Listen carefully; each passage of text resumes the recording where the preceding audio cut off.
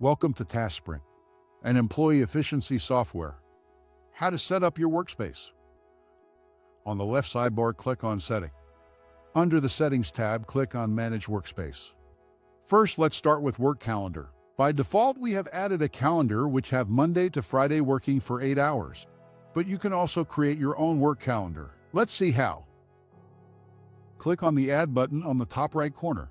Write the name of the calendar, work start time, and description.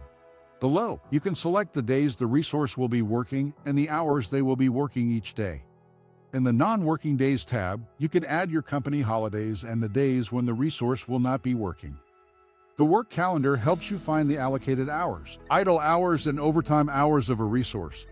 The timesheet hours and resource allocation hours will be calculated according to the resource's calendar. Second, priorities. Priority helps you set the importance of the project and task.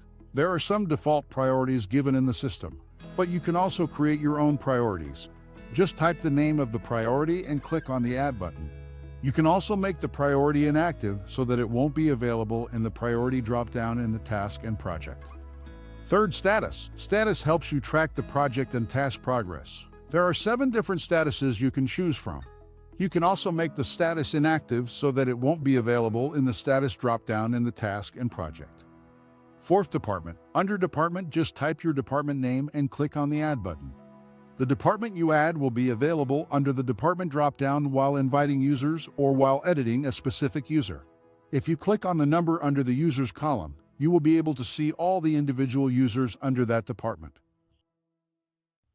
Fifth, currency. In the Currency tab, you can select currency from 163 currencies available in the list. Once added, you will be able to see the currency in the expense module while filling out the amount. Sixth setting is expense category. Click on the Add button, enter your category name and description. Expense category will be seen while willing the expense under expense category list. Seventh is asset category. In here, you can add your asset category to categorize your assets. Type your asset category name and click on the Add button. The asset category will be seen while adding assets. Lastly, workspace settings. First is workspace name. You can change your workspace name. The second option is Enable Today's Tasks feature. After turning on this feature, refresh your browser tab. You will be able to see Today's Tasks tab in the sidebar. Third is Enable Approval Cycle for today's tasks. After turning on this feature, all the today's tasks filled by the resource will go for approval to the respective project manager. Fourth is Enable Approval Cycle for timesheet. After turning on this feature, all the timesheet filled by the resource will go for approval to the respective project manager. Fifth is Send Email to Project Manager for timesheet approval. After this feature is enabled, the email notification will be sent to the respective project manager on their email. Sixth is Send Email to Project Manager for today's tasks approval.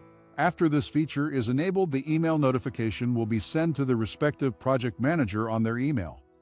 Seventh is Include Pending Timesheets Time and Actual Time. This will have 2 checkboxes, pending and approved. If you check the pending checkbox, it will also add the hours of timesheets that are pending for approval in actual hours. If you check the approved checkbox, it will only add the timesheets approved in actual hours. You can see the actual hours inside a specific task. Lastly, there is the default work calendar. You can select a default work calendar that will be applied to all the users or resource thought the workspace. Try TaskSprint today and take your team's productivity to new heights.